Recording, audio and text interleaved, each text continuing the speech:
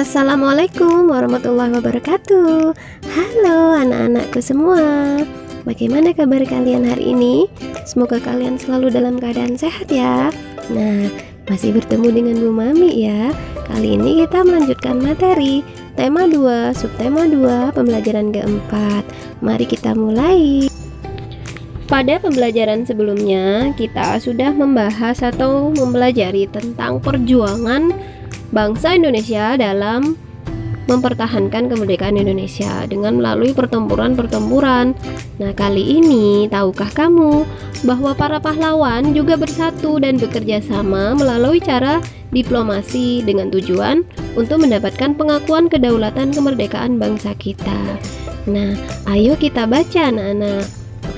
Upaya mempertahankan kemerdekaan Indonesia tidak hanya dilakukan melalui pertempuran, namun juga dilakukan melalui jalur diplomasi, perjanjian, dan perundingan seperti Perjanjian Linggarjati, Perjanjian Renville, Perjanjian Rumroyen, dan Konferensi Meja Bundar atau KMB. Nah, kita amati gambar dan baca teks berikut. Yang pertama ada Perjanjian Linggarjati. 15 November 1946 sampai 25 Maret 1947. Perjanjian Linggarjati adalah perundingan antara Indonesia dan Belanda di Linggarjati, Jawa Barat yang menghasilkan persetujuan mengenai status kemerdekaan Indonesia. Perjanjian tersebut ditandatangani secara sah oleh kedua negara pada 25 Maret 1947. Hasil perundingan antara lain: 1. Belanda mengakui secara de facto wilayah Republik Indonesia, yaitu Jawa, Sumatera, dan Madura. 2. Belanda harus meninggalkan wilayah RI paling lambat tanggal 1 Januari 1949. 3. Pihak Belanda dan Indonesia sepakat membentuk Negara Republik Indonesia Serikat atau RIS. 4. Dalam bentuk RIS, Indonesia harus bergabung dalam Commonwealth atau persemakmuran. Perjanjian Linggarjati ini menimbulkan pro dan kontra di kalangan masyarakat Indonesia.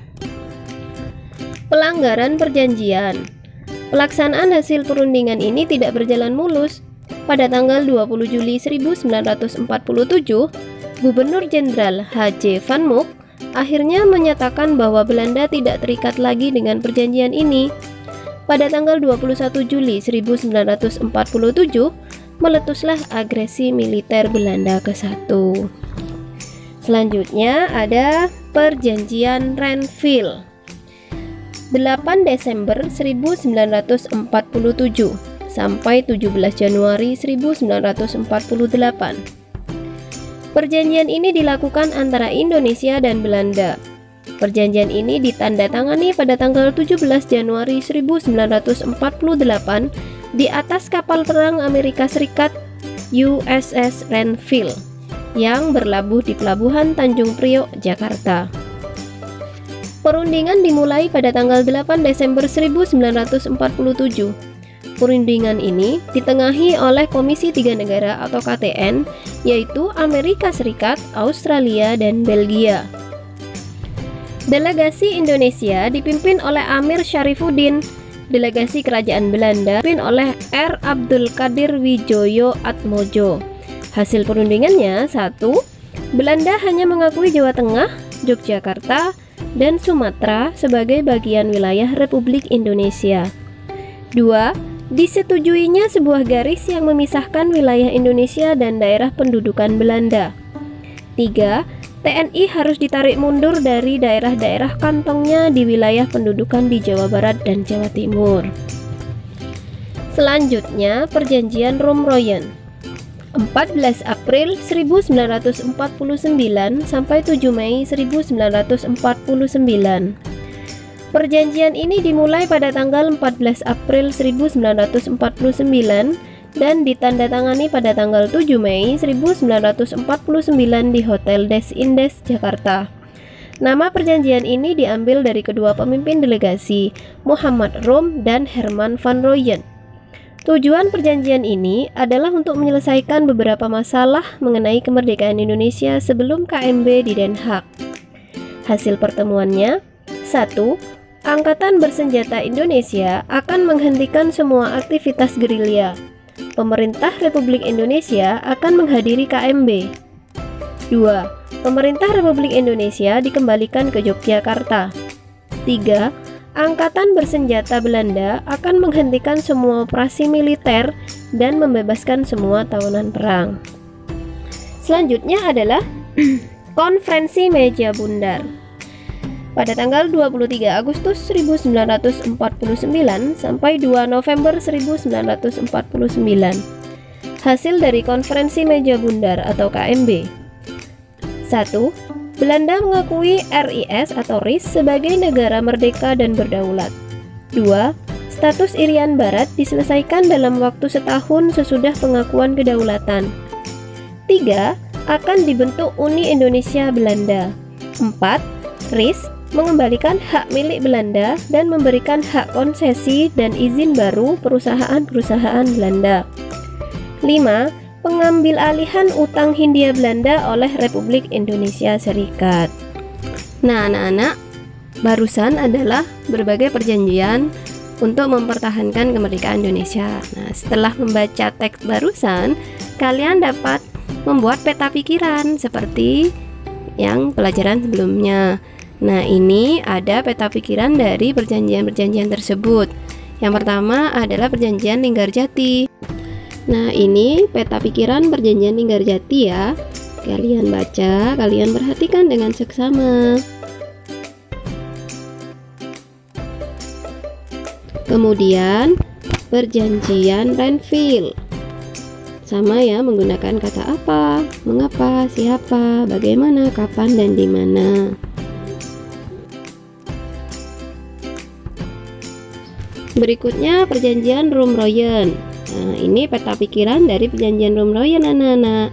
Kalian perhatikan, kalian simak, kalian baca ya. Nah, demikian peta pikiran yang bisa kita buat dari perjanjian-perjanjian tersebut yang memudahkan kita untuk mengetahui isi dari perjanjiannya. Kamu sudah mengetahui bahwa upaya mempertahankan kemerdekaan Indonesia juga dilakukan melalui upaya diplomasi untuk mencapai kesepakatan. Agar tujuan diplomasi tercapai, maka diperlukan kerjasama dan persatuan dari semua pihak. Pada pembelajaran sebelumnya, kamu sudah merancang naskah drama tentang makna dan manfaat persatuan dan kesatuan. Sekarang mari kita jawab pertanyaan berikut. Apa makna persatuan dan kesatuan menurut pendapatmu? Rasa persatuan dan kesatuan dapat meningkatkan rasa persahabatan, kekeluargaan, dan tolong-menolong antar sesama dan meningkatkan rasa nasionalisme atau cinta tanah air. Kemudian, apa contoh sikap yang menunjukkan persatuan dan kesatuan dalam kehidupan sehari-hari? Contoh sikap yang menunjukkan rasa persatuan dan kesatuan dalam kehidupan sehari-hari antara lain: yang pertama, hidup rukun antara sesama manusia, saling tolong-menolong jika ada yang membutuhkan pertolongan.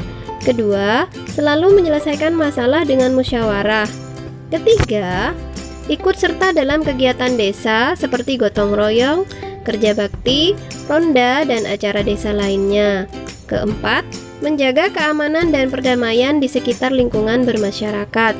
5. Ikut serta dalam kegiatan pembangunan yang diselenggarakan pemerintah. Selanjutnya, apa manfaat dari persatuan dan kesatuan? Yaitu, manfaatnya adalah bisa mengatasi semua perbedaan yang timbul dengan penuh kesadaran. Pembangunan nasional akan berjalan lebih lancar, aman, dan baik, supaya tidak terjadi perpecahan bangsa dan keutuhan terus terjaga. Nah, anak-anak, demikian adalah makna persatuan dan kesatuan, kemudian contoh sikap persatuan-kesatuan dalam kehidupan sehari-hari, serta manfaatnya. Nah, tidak terasa pembelajaran kali ini, tema 2, subtema 2, pembelajaran 4 sudah selesai. Terima kasih buat kalian yang sudah mengikuti pembelajaran ini hingga selesai. Yang belum subscribe, jangan lupa like, subscribe, dan hidupkan notifikasi loncengnya agar kalian selalu mendapatkan info terbaru tentang video selanjutnya. Nah, anak-anak, Ibu akhiri, terima kasih. Wassalamualaikum warahmatullahi wabarakatuh.